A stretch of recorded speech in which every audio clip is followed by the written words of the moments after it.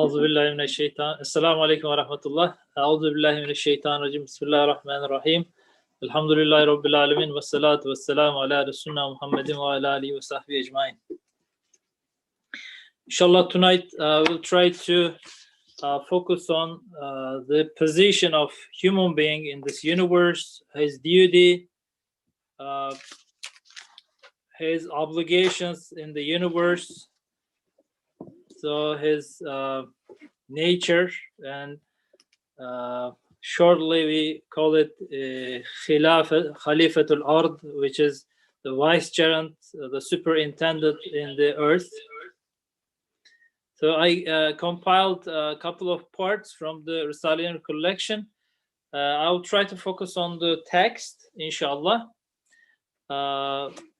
Please try to cope with me and feel free to stop me at any point to ask any questions or raise any questions or share your opinions. Also, the brothers online, they can, join us. The brothers will try to assist them. You can either put your questions in the chat. They will inform me if I miss it. Bismillahir Rahmanir Rahim. This is the first part is from the 14th flash of second station. It's in the beginning of the book Words. What makes this boundless universe rejoice is observedly divine mercy. And what eliminates these dark beings is self-evidently, obviously, rahmah, divine mercy. And what fosters and raises creatures struggling with their endless needs is clearly, again, rahmah, divine mercy. And what causes the whole universe to be turned towards man, like a tree together with all its parts is turned towards its fruit. What causes the whole universe to be turned towards human, like a tree together with all its parts is turned towards its fruit, and causes it everywhere to look to him and run to his assistance, is self-evidently, clearly divine mercy. And what fills and eliminates boundless space and empty, vacant world, and makes it rejoice, is clearly, obviously, divine mercy. And what designates ephemeral man, this funny, temporary human being, for eternity, and makes him the addressee and beloved of a pre-eternal and post-eternal one, the one who is azali and abadi, is obviously rahmah, divine mercy. O human being, since divine mercy is such a powerful, inviting, sweet, assisting, lovable truth, say Bismillahir Rahmanir Rahim, in the name of Allah, the merciful, the compassionate.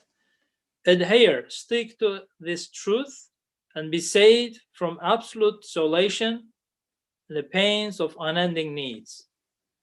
Draw close to the throne of the pre-eternal and post-eternal monarch, and through the compassion and rays of divine mercy, become the addressee, friend, and beloved of that monarch. Together with wisdom around human being, the realms of beings in the universe, and make them hasten to meet all his needs in complete orderliness as a pure favor, is clearly one of the two situations. Together with wisdom around men, the realms of beings in the universe, and to make them hasten to meet all his needs in complete orderliness as a pure favor, is clearly one of two situations. Either each realm of beings in the universe itself knows man, obeys him, and runs to help him, which, just as it is completely irrational, is also impossible in many respects, or an absolutely impotent being like man has to possess the power of the mightiest absolute sovereign, or this assistance occurs through the knowledge of an absolutely powerful one behind the veil of the universe. Either each realm of beings in the universe itself knows man, obeys him, and runs to help him, which, just as it is completely irrational, is also impossible in many respects, for an absolutely impotent being like man has to possess the power of the mightiest absolute sovereign, or this assistance occurs through the knowledge of an absolutely powerful one behind the veil of the universe. That is to say, it is not that the different beings in the universe know man, but that they are the evidences of a known, compassionate one, being acquainted with him and knowing him. O man, come to your senses. Is it at all possible that the all-glorious one, who causes all the varieties of creatures to turn towards you and stretch out their hands to assist you, and causes them to say, "Here we are," in the face of your needs, is it possible that he does not know you, is not acquainted with you, does not see you? O man, come to your senses. Is it at all possible that the all-glorious one, who causes all the varieties of creatures to turn towards you and stretch out their hands to assist you, and causes them to say, "Here we are," in the face of your needs, is it possible that he does not know you, is not acquainted with you, does not see you? Since he does know you, he informs you that he knows you through his mercy, so you know him too. And with respect, let him know that you know him, and understand with certainty that what subjugates the vast universe to an absolutely weak, absolutely impotent, absolutely needy, ephemeral, insignificant creature like you, and dispatches it to assist you, is the truth of Rahmah, divine mercy, which comprises wisdom, favor, knowledge, and power. Since he does know you, he informs you that he knows you through his mercy, so you know him too, and with respect, let him know that you know him, and understand with certainty that what subjugates the vast universe to an absolutely weak, absolutely impotent, absolutely needy, ephemeral, funny, mortal, insignificant creature like you, and dispatches it to assist you, is the truth of divine mercy, which comprises wisdom, favor, knowledge, and power. Any questions and opinions until here? I want to continue on the 23rd word. It's the second chapter, fourth remark.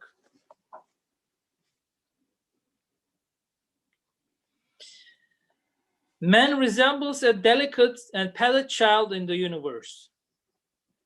There is a great strength in his weakness and great power in his impotence. Human being resembles a delicate and petted child in the universe. There's a great strength in his weakness and great power in his impotence. For it's through the strength of his weakness and power of his impotence that beings have been subjected to him.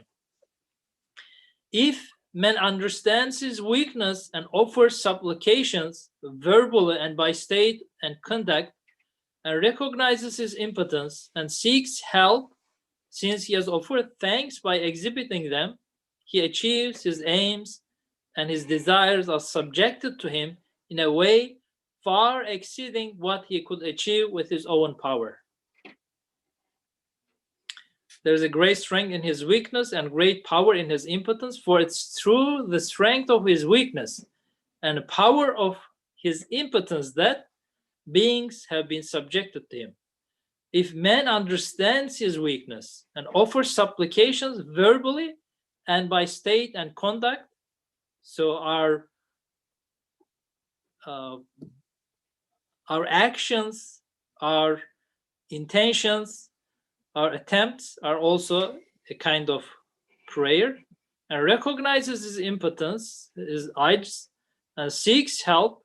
Since he has offered thanks by exhibiting them, he achieves his aims, and his desires are subjected to him in a way far exceeding what he could achieve with his own power. Only he sometimes wrongly attributes to his own power the attainment of a wish that has been obtained for him through the supplications offered by the tongue of his dispositions. So sometimes when we have achievements, we have success through our actions, through our intentions, we think that we acquired it, we attained it by our own ability. Only he sometimes wrongly attributes to his own power the attainment of a wish that has been obtained for him through the supplications offered by the tongue of his disposition. For example, the strength in the weakness of a chick causes the mother hen to attack a lion, and its newly born lion cub subjugates to itself the savage and hungry lioness, leaving the mother hungry and the cub full. See the strength in weakness and manifestation of divine mercy, which are worthy of notice.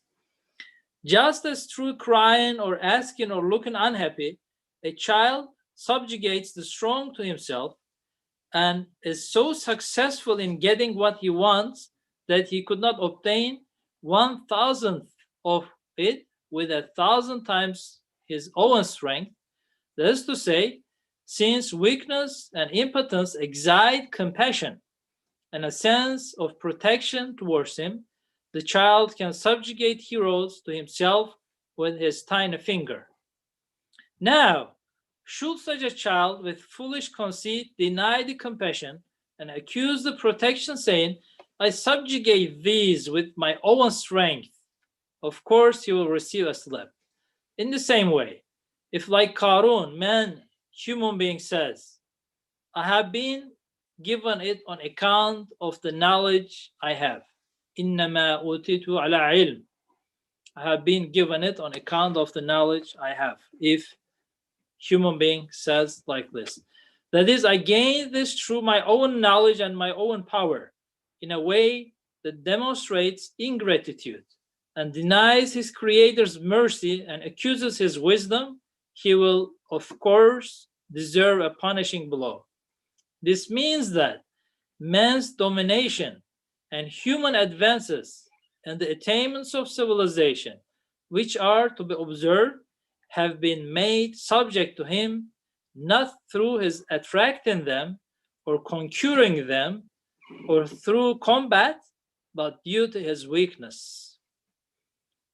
This means that man's domination and human advances and attainments of civilization, which are to be observed, have been made subject to him not through his attracting them or conquering them or through combat, but due to his weakness.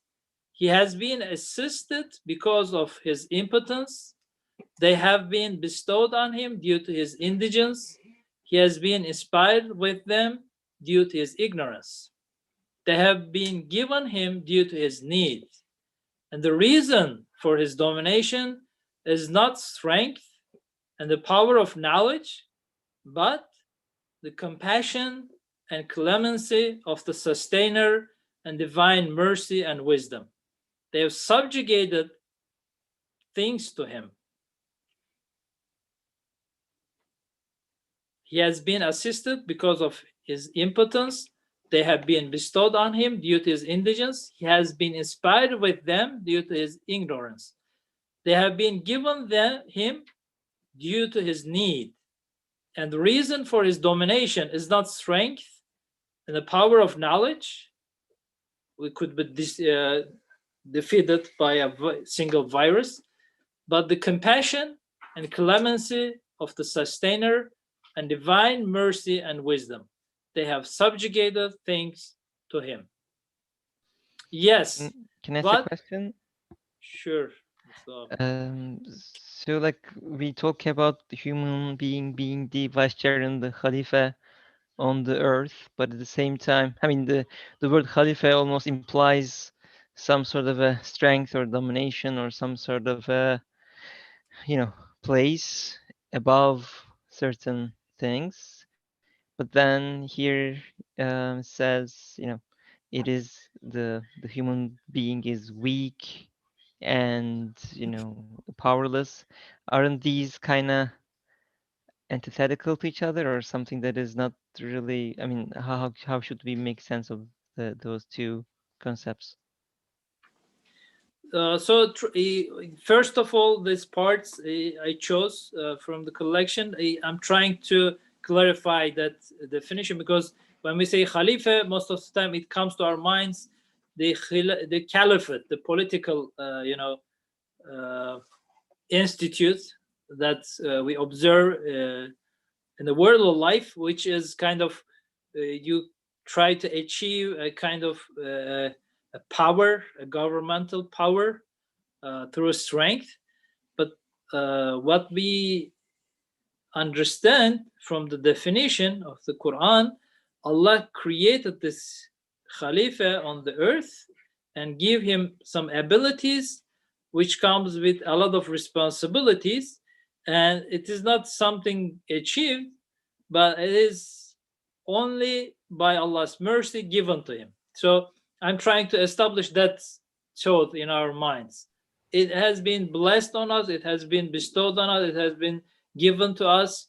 So he thought, leave aside my small achievements, daily successes, small stuff, but he is talking about huge human progress, the progress of the civilizations which we achieved through centuries. He says all these even are blessings of Allah.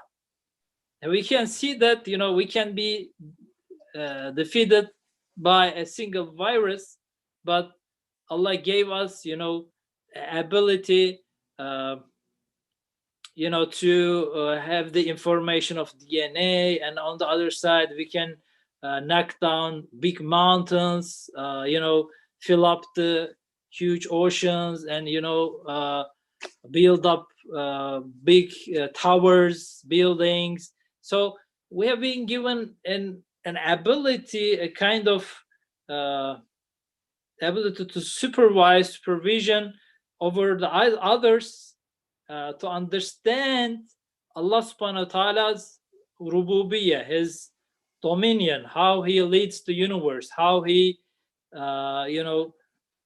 leads the whole universe.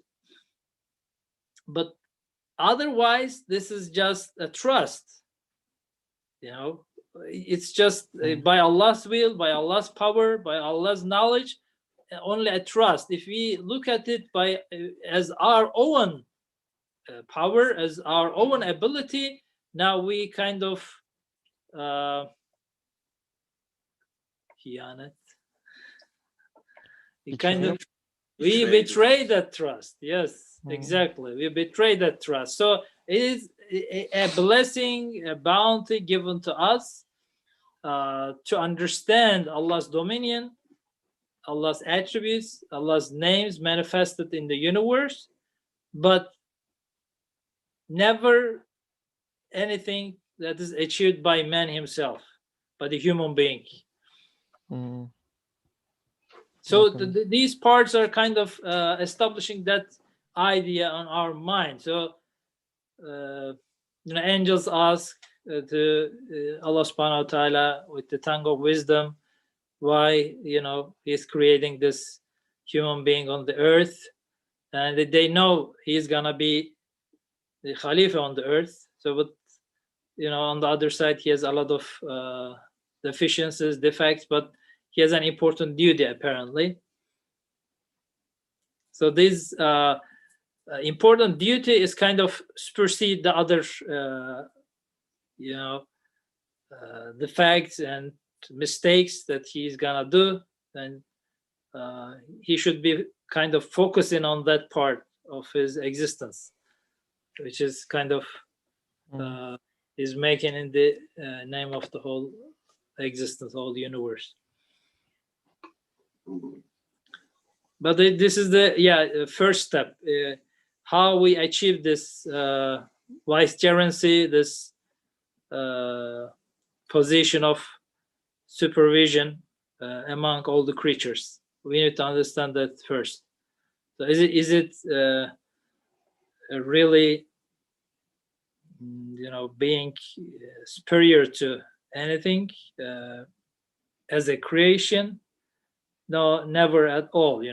As a creation, we are equal to all the other creation, because all the ranks or whatever positions, all the duties are given to us. Nothing is achieved by our own ability in reality. Brother Fatih has written something out about, is this Abu Bakr radiallahu anhu's address after being the caliph? On the chat he posted like a text. I don't know if you would like to unmute and talk about that, Brother Fatih. You know. Yeah, I mean, Caliph as strong political leader came into existence later. I mean, this was the words uttered by Abu Bakr radiallahu anh after he became Caliph. I mean, they were the true caliphs, the four caliphs that came after the Prophet. So, I mean, when we think of Caliph, I mean, we think of like owner of the universe or king of the universe, but it's not the meaning. There's this notion of servant leader recently in the business community and stuff. So it's almost like that too. I guess that political is close also to the real meaning, because they mean that politically he is the representative of the God's ruling on the earth, on the world. Yeah, so he's kind of trying to apply the Sharia on the world. It's not like a king or sultan, but it's more like a servant to the ummah. But of course, in the historical context, it could have been understood in different ways.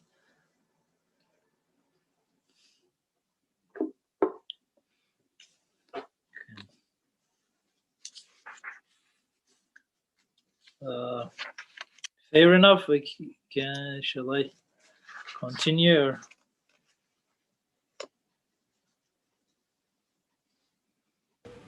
Yes. Okay. He has been assisted because of his impotence. They have been bestowed on him due to his indigence. He has been inspired with them due to his ignorance. They have been given him due to his need, and the reason for his domination is not strength and the power of knowledge, but the compassion and clemency of the sustainer and divine mercy and wisdom. They have subjugated things to him.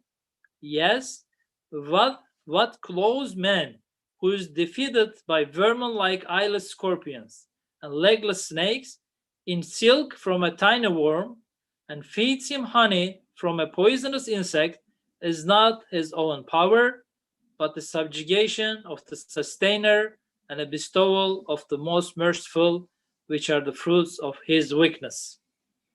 Yes, what close man who is defeated by vermin like eyeless scorpions and legless snakes in silk from a tiny worm, the silkworm, and feeds him honey from a poisonous insect is not his own power, but the subjugation of the sustainer and the bestowal of the most merciful, which are the fruits of his weakness.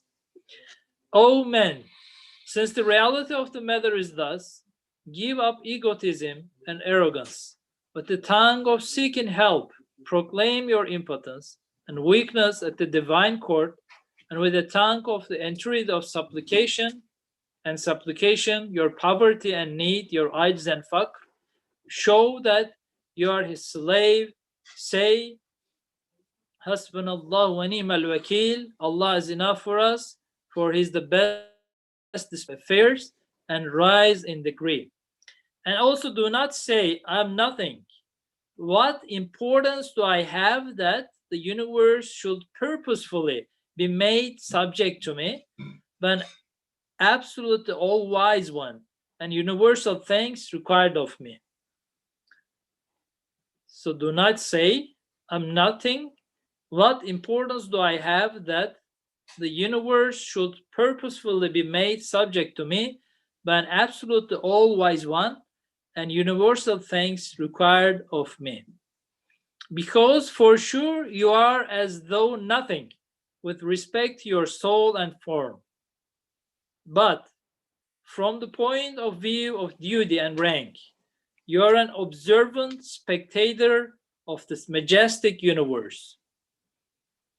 But from the point of view of duty and rank, you are an observant spectator of this majestic universe, an eloquent, articulate tongue of these beings, so full of wisdom, a discerning reader of this book of the universe, a supervisor of these creatures, full of wonder at their glorifications, and like a foreman of these beings, full of respect for their worship.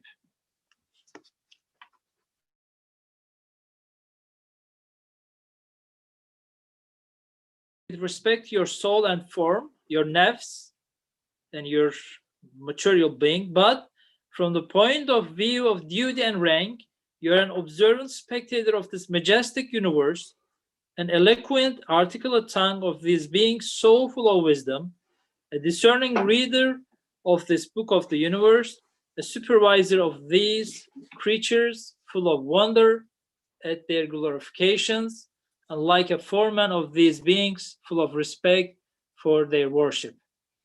Yes, O men, in regard to your vegetable being, your vegetable physical being, and animal nafs, animal soul, you are a small particle, a lowly being, a needy creature, a weak animal.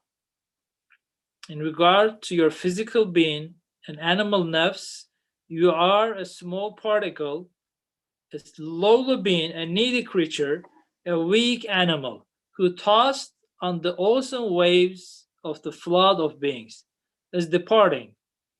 But being perfected through the light of Iman, which comprises the radiance of divine love, and through the training of Islam, which is enlightened in regard to humanity and servitude to Allah, you are a king, and a universal within particularity, and within your insignificance, a world, and within your contemptibility, your lowliness, a supervisor of such high rank and extensive sphere that you can say, my compassionate sustainer has made the world a house for me, the sun and moon lamps for it. This is the definition in the Quran.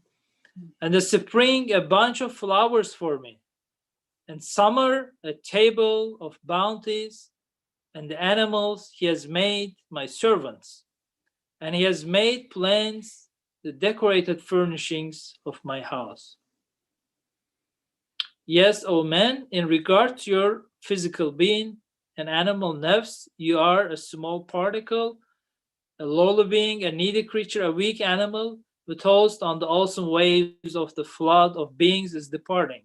But being perfected through the light of belief, which comprises the radiance of divine love, and through the training of Muhabbatullah, training of Islam, which is enlightened in regard to humanity and servitude to Allah, you are a king, a sultan, and a universal within particularity, within your smallness, within your insignificance, a world, and within your contemptibility, lowliness, a supervisor of such high rank and extensive sphere that you can say, my compassionate sustainer has made the world a house for me, and the sun and moon lamps for it, and the spring a bunch of flowers for me, and summer a table of bounties, and the animals he has made my servants, and he has made plants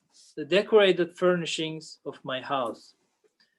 To conclude, if you listen shaitan and your nafs, you will fall to the lowest of the low. But if you heed the truth and the Quran, you will rise to the highest of the high and become the most excellent pattern of the universe. You will rise to the ahsan taqweem. Inshallah, I want to continue with the 24th verse, 5th branch. That's the second fruit. Page 369. Who wants to follow up from the text?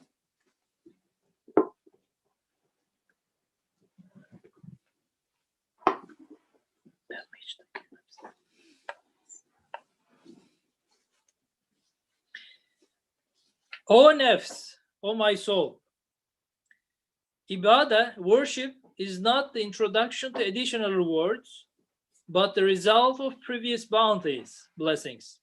Yes, we have received our wage and are accordingly charged with the duties of service and worship, ibadah.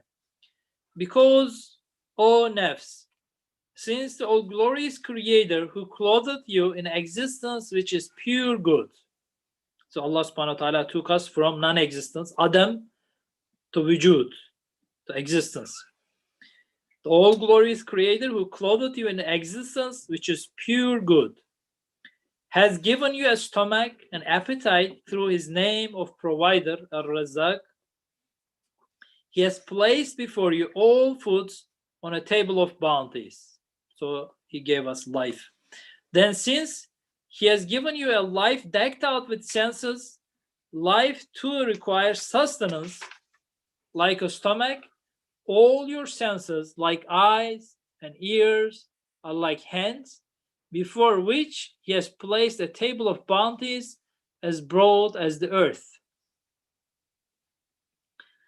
Then, because he has given you humanity, which requires many immaterial foods and bounties, he has laid out before that stomach of humanity, and so far as the hand of the mind can reach, an extensive table of bounties as broad as the worlds of both the inner and outer dimensions of things. Then, since he has given you Islam and belief, which require infinite bounties and are nourished through countless fruits of mercy and our supreme humanity, he has opened up before you a table of bounties, pleasure, and happiness, which includes the sphere of contingency, together with the sphere of his sacred names and attributes. Then through giving you love, which is a light of belief, Iman, he has bestowed on you an endless table of bounties, happiness, and pleasure. That is to say, with regard to your corporeality, you are an insignificant, weak, impotent, lowly, restricted, limited particular, but through his favor, you have as though risen from being an insignificant particular to being a universal luminous whole. For by giving you life, he has raised you from particularity to a sort of universality. So he's summarizing what he told. Most of the time we are dealing with the daily events, problems, sicknesses, troubles we are going through. So we feel like, what have we been given? So we will think about it. But if we think about, our own existence and our own being, what it includes in it, that's enough. We don't need to go further away, to count all the other things out there, but just our beings is enough for us to be thankful for eternity, because it's such a universal blessing to us. So he's going step by step. He took us from non-existence, Adam, to the wujud, which is pure good. And then he gave us life, which make us universal. He's talking about, for example, a bee, a honeybee, which has life. It's related to all the flowers, all the other plants, all the other animals, the spring, the sun, the moon, the atmosphere, the rain, etc., etc., almost the whole galaxy. But a mountain, which is lifeless, its bulk part, it's just related to where it's sitting. So let me read it again. By giving you life, he has raised you from particularity to a sort of universality. And by giving you humanity to true universality. So now we are not only benefiting from the apparent part, the material relations, we also the immaterial, the spiritual side of it. We admire things, we call things beautiful, we call things, cute or, admirable, etc., etc. We love things. So with all our senses, material senses, our eyes, our ears, etc., but also with our heart, with our conscience, with our, wijdan, we benefit from many things around us with our humanity. And by giving you humanity, the true universality, and by bestowing Islam on you to an exalted, luminous universality, he called it as a supreme humanity, the Islam.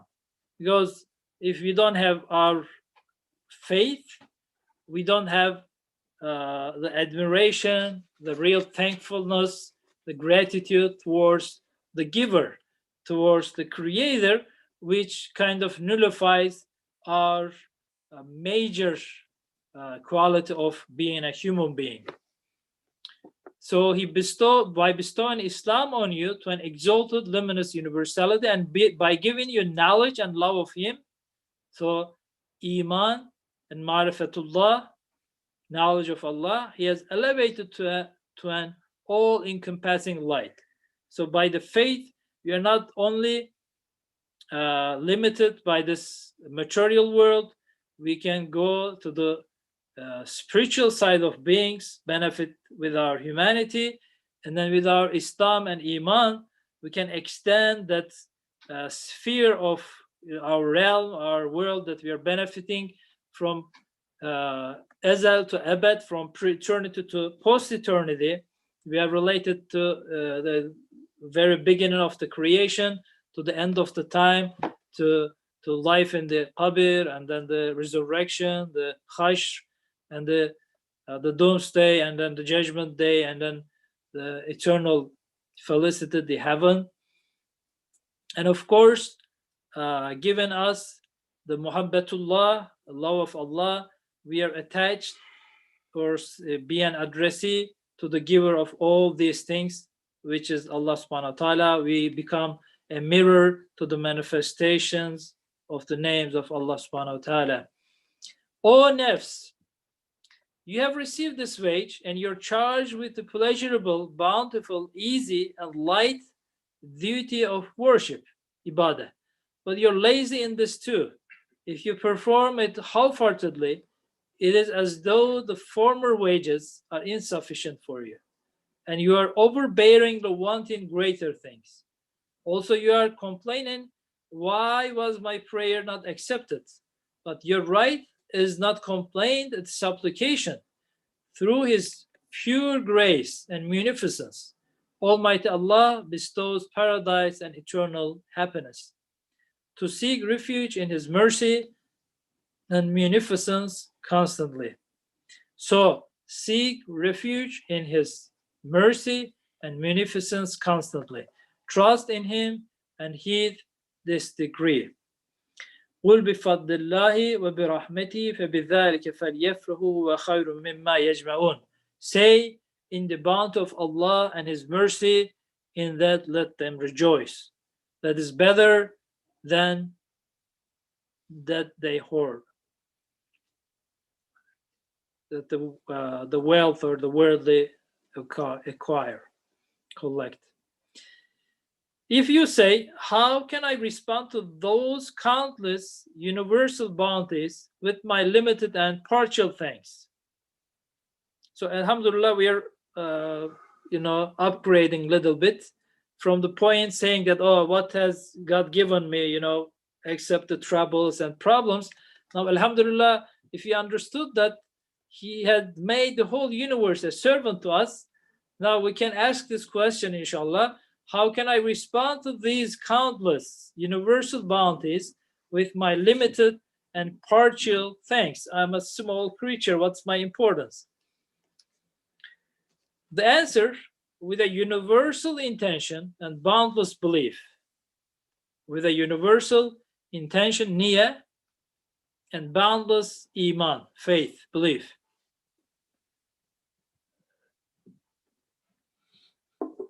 For example, a man enters a king's presence with a gift worth 5 cents, and he sees that other gifts worth millions have arrived from acceptable people and have been lined up there. A man enters a king's presence with a gift, a small gift, and he sees that other gifts worth millions have arrived from acceptable people and have been lined up there. It occurs to him, my present is nothing. What shall I do? Then he says suddenly, my Lord, I offer you all these valuable gifts in my name, for you are worthy of them. My Lord, I offer you all these valuable gifts in my name, for you are worthy of them. If I had the power, I would have given you gifts equal to them. Thus the king, the sultan, who has need of nothing and accepts his subjects' gifts as a sign of their loyalty and respect, accepts that wretched man's universal intention, his comprehensive universal intention and wish, and the worthiness of his elevated belief, as though it was the greatest gift. Thus the sultan, who has need of nothing and accepts his subjects' gifts as a sign of their loyalty and respect, accepts that wretched man's universal intention and wish and the worthiness of his elevated belief as though it was the greatest gift. In exactly the same way, while performing the 5 daily prayers, an impotent servant, an ajiz servant of Almighty Allah declares, At-tahiyyatu lillah, salutations be to Allah, that is, I offer you on my own account all the gifts of worship all creatures offer you through their lives. At-tahiyyatu lillah, that is, I offer you on my own account all the gifts of worship, ibadah, all creatures offer you through their lives. If I had been able, I would have offered you as many salutations as them, for you are worthy of them, and worthy of more besides. Such an intention and belief comprise extensive universal thanks. Such an intention and belief comprise extensive universal thanks. The seeds and grains of plants are their intentions. So Allah subhanahu wa ta'ala does not waste anything. Sometimes we ask ourselves why, 3 or 5 seeds are enough, but this single fruit or vegetable, why it comes with thousands of seeds? Even their intention is accepted as a worship, a service to Allah subhanahu wa ta'ala, to tell us about Him and to all spiritual beings. So we have the ability as human beings to include all of their intentions, their servitude, their worship in our intention, in our niyyah, in our prayers, in our salat, and in our supplications. And for example, the melon utters 1,000 intentions in its heart in the form of the nuclei of its seeds. O my Creator, I want to proclaim the embroideries of your most beautiful names, Esma-i Husna, in many places on the earth. Since Almighty Allah knows how future things will come about, He accepts their intention as actual worship. The rule, a believer's intention is better than his actions. A believer's intention, niyyah, is better than his actions, alludes to this mystery. The wisdom in offering glorifications in also infinite numbers is understood from this mystery. For instance, Subhaneke ve bihamdike adede halgike ve rida nefsike ve zinet arşike ve midade kelimatike ve nusebbihuke bi cemii tesbihatike tesbihat enbiyaike ve evliyaike ve melaiketike. Glory and praise be unto you to the number of your creatures that may be as pleasing to you as the extent of your throne and the ink of your words, and we glorify you with all the glorifications of your prophets and saints and angels. Just an officer presents all the duties of his soldiers to the king, to the sultan in his own name, so the human being who acts as an officer to other creatures, commands the animals and plants, has the capacity to be Allah's Khalifa over the beings of the earth, and in his own world considers himself to represent everyone, declares, İyyâke na'budu ve iyyâke nesta'in. You alone do we worship, and from you alone do we seek help. So even praying individually, we say, we worship you and we seek help from you, we seek from you.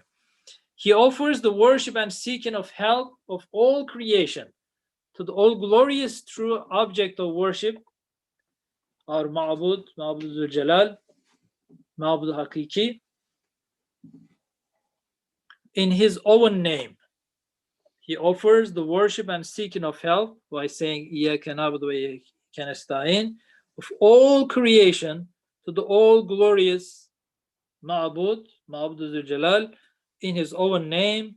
He also says, Subhaneke bi cemii tesbihati cemii mahlukatike ve bi elsinetihi cemii masnuatike. O Allah, grant blessings to Muhammad, to the number of the particles in existence and all their compounds. He offers benedictions for the Prophet ﷺ in the name of everything, because everything is connected with the Muhammadan light, the Nur Muhammadi.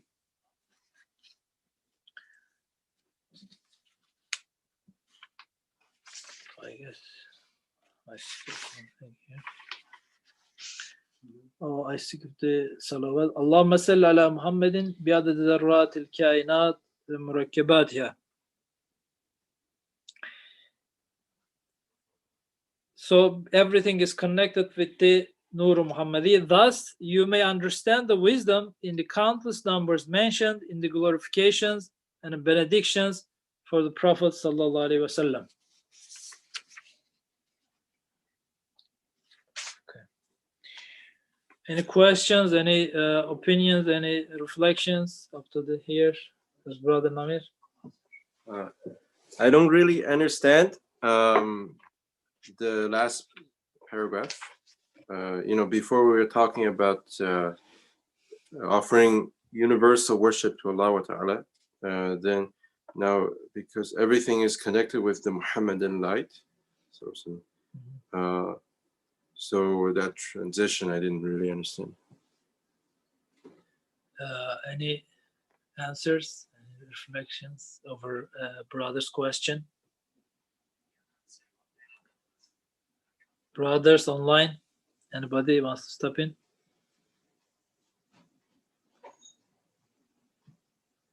So in that sense, we see this, for example, he mentioned at-tahiyyat, at-tahiyyat lillah. These are the words that Prophet ﷺ othered said in the Miraj. So our Miraj is our salat, right? So we are kind of entering the presence of the Sultan of the universe, Sultan-i Kainat, and the etiquette or the adab, what we are gonna do there, how we are gonna present all the worship of the universe to the Khalik-i Kainat, the creator of the universe, is taught us by the Prophet ﷺ.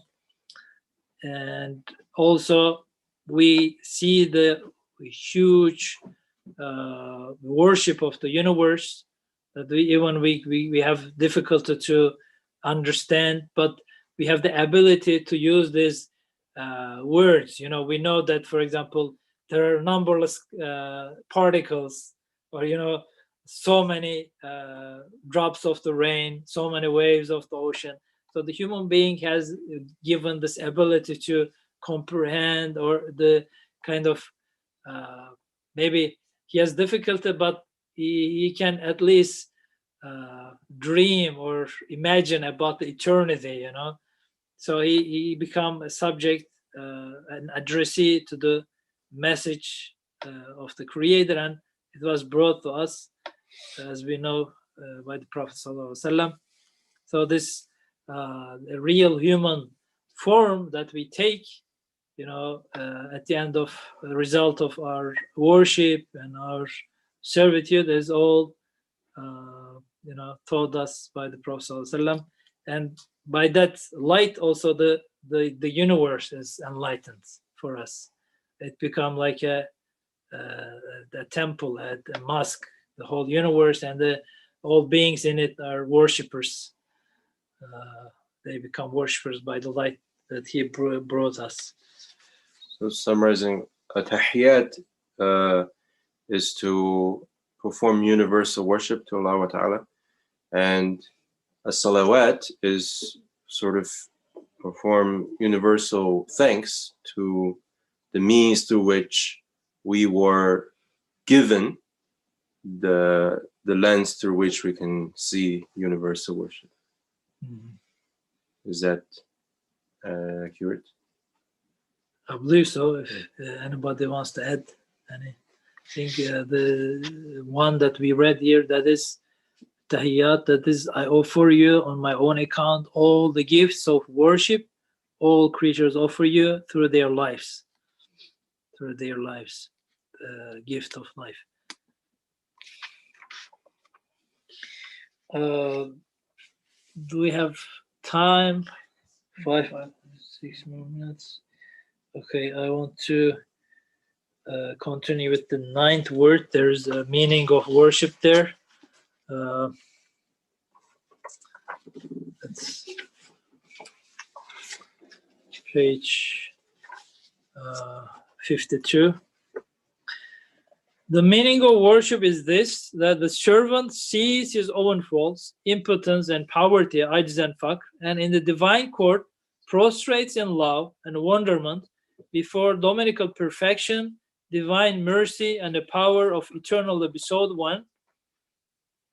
That is to say, just as the sovereignty of Rububiyyah demands worship and obedience, so also does the holiness of Rububiyyah require that the servant sees his faults through seeking forgiveness and through his glorification and declaring Subhanallah, glory be to Allah, proclaims that his sustainer is pure and free of all defects and exalted above and far from the false ideas of people of dalala, misguidance, and hallowed and exempt from all the faults in the universe. There's no mistake in the universe, but that's in our imagination. So saying Subhanallah, we glorify him, exempt him from all faults. Also, the perfect power of Rububiyyah, Dominicana, requires that through understanding his own weakness and the impotence of other creatures, the servant proclaims Allahu Akbar in admiration and wonder before the majesty of the works of eternal episode one's power, and bowing in deep humility seeks refuge in him and places his trust in him. Also, the infinite treasure of Rububiyyah's mercy requires that Allah's lordship in the universe, Rububiyyah's mercy requires that the servant makes known his own need and the needs and poverty of all creatures through the tongue of entreaty and supplication, and proclaims his sustainers' bounties and gifts through thanks and laudation and othering. Alhamdulillah, all praise be to Allah. That is to say, the words and actions of the prayers comprise these meanings and have been laid down from the side of divinity. Okay. I have a last part to share. It's from the 11th words. I mean, a couple of more parts, but we don't have much time. That's the fifthly and the first group. With beholding the subtle, delicate, fine beauties in the creation of things and in the art in beings, the station of declaring Allah to be free of all defect, they took up the duty of love and yearning for their all-glorious Creator, their all-beauteous Maker. That's to say, after looking at the universe and works and performing the duties in the above-mentioned stations, through transactions in the object of worship's absence, they rose to the degree of beholding the transactions and acts of the all-wise Maker, whereby, in the form of a transaction in the presence of the person concerned, they responded with knowledge and wonder in the face of the all-glorious Creators, making himself known to conscious beings through the miracles of his art, and declared, Subhanallah, how can we truly know you?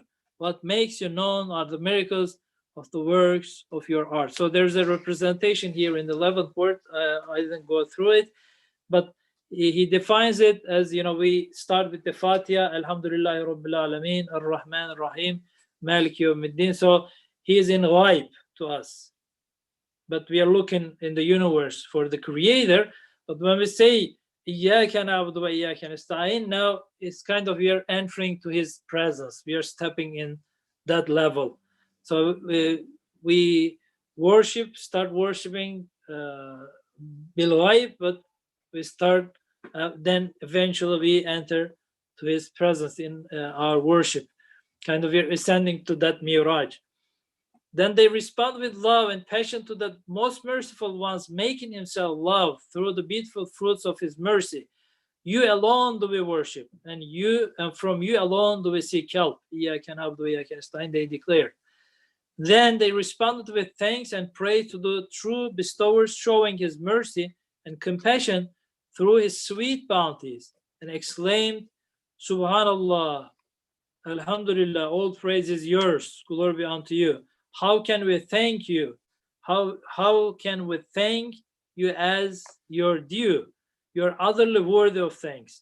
For all your bounties spread through all the universe, hymn your praises and thanks through the clear tongues of their beings.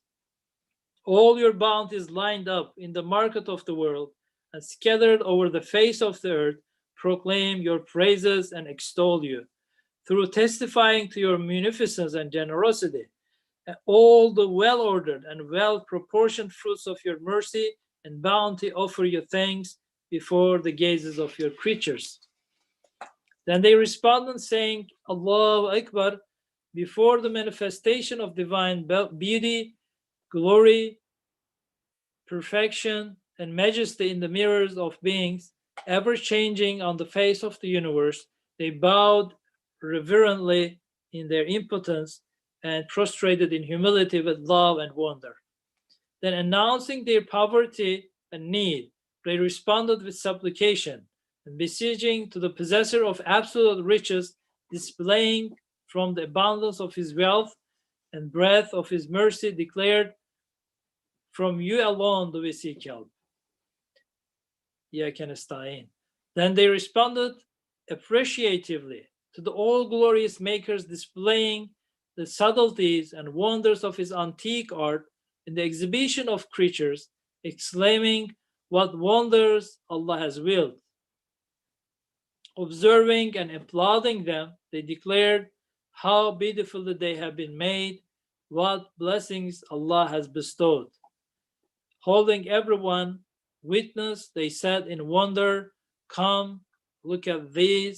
Hasten, run to the prayers and to prosperity. Hayya ala salah, hayya ala falah. I didn't say the Arabics. I guess people can contemplate. And they responded with submission and obedience to the monarch of eternity and post-eternity, Azal and Abad's proclamation of the sovereignty of his dominicality in every corner of the universe, the manifestation of his unity, declaring, Sami'na wa ta'ana, we hear and obey. They affirmed his unity. Then before the manifestation of the uluhiyya, Qadhad of the sustainer of all the worlds, they responded with worship and humble veneration, which consists of proclaiming their poverty, their faqr within need, and with prescribed prayers, 5 daily prayers, salat, which are the summary of worship, ibadah. Thus, through performing their various duties of worship in the mighty mosque known as the abode of this world, they carried out the obligations and duties of their lives and assumed that through an auspiciousness of belief and assurance and the trust, the amana, they became trustworthy Khalifatul Ard, vicegerents of Allah on the earth. And after this field of trial and place of examination, their munificent sustainer invited them to eternal happiness in recompense for their belief and to the abode of peace in reward for their adhering to his religion of Islam. There he bestowed on them out of his mercy bounty so dazzling that no eye has seen them, nor ear heard them, nor have they occurred to the heart of man. And so he does bestow these on them, and he gave them eternity and everlasting life. For the desirous, mirror-bearing lovers of an eternal, abiding beauty, who gaze upon it, will certainly not perish, but will go to eternity. The final state of the Quran students is thus, may Almighty Allah include us among them. Ameen. Alhamdulillah Rabbil Alameen. Any opinions, any questions, any reflections before we close?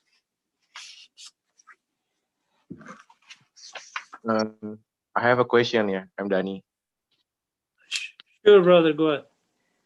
Okay, Assalamualaikum warahmatullahi wabarakatuh. So, if I'm not mistaken, I'm trying to understand about this course, yeah. So, Allah, God, has made the universe subject to us, yeah. He makes the universe easy for us to manage. But actually, yes, for basic things like silkworm or like honeybee, it's obvious that it's easy for us to manage. But why it takes a long time for humanity to develop, yeah, to develop the science? Since we know that the science also how to read the universe. It's about the universe symbol, the universe law. Why it takes a long time for the humanity to develop science here? If God have made the universe subject to us, because I'm thinking quite the other way around here.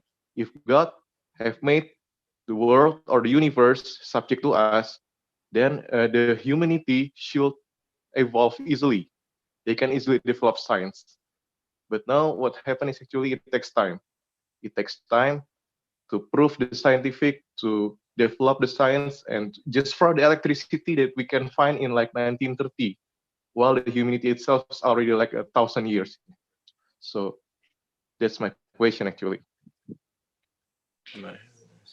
Any reflections? Yes. Yeah, Actually, I think perhaps science is better defined as the science of, as modern scientists define us, is looking into how the world has been subjected to us. At least it includes that. But the fact, the actuality, the reality that it has been subjected to us is absolutely there, whether or not we see it or not, through science.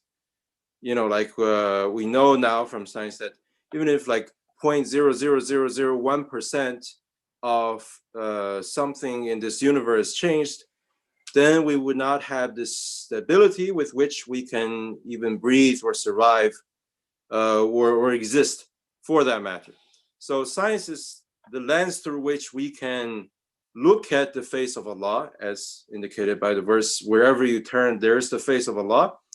But the fact that his face is there is a matter of hakikat. Yani it is there, it is in the reality, but science is the way that we can discover them, how it happens. That's my reflection. Any other reflection? Other One thought is that I had was the fact that all these scientific discoveries are a sort of dua, right? Like it's supplication, and they are given when we need them. They are given when we ask for them. They are given when we do our supplication in action. Like, you know, working towards them is a supplication, is a active supplication, asking for these from Allah subhanahu wa ta'ala. So in that sense, again, our duty is the same, is dua, is supplication, and you know, they are then given to us, right? All these developments are not really our acquisition either. They are just given to us because of our need, because of our impotence, because of our ask, as we ask for them. So inshallah, I mean, what I'm thinking is that as we ask for them, as we are needed, and maybe similar to like when someone asks for a medicine or from the doctor wouldn't just give it to them right away. They have a regimen of medicine, right? They need to give it a certain dosage and at a certain intervals and things like that. And in a similar way, I think Allah subhanahu wa ta'ala introduces all these things to the humanity, as you know, he ties them to these active supplications, but at the same time he gives them as we need them too. Those are a couple thoughts that came to my mind. Like the manifestation of the second name of the second part of the Jawsh al-Kabir, Ya Mujib al-Dawa'at, the answers of the prayers, and it shows us through the process of how dua was made, the action dua and also verbal dua was made, and how it was answered in a process that human can understand. Like if, boom, everything was given to you at this moment, cars, rockets, everything. You don't know how it works, how the history of it was developed. But throughout this development, you can see actually how these active duas were answered. Yeah, makes sense.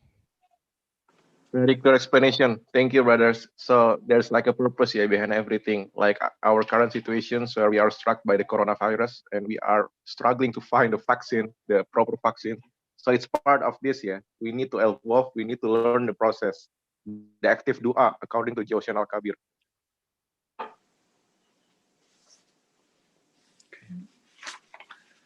and other reflections or and other questions before we close?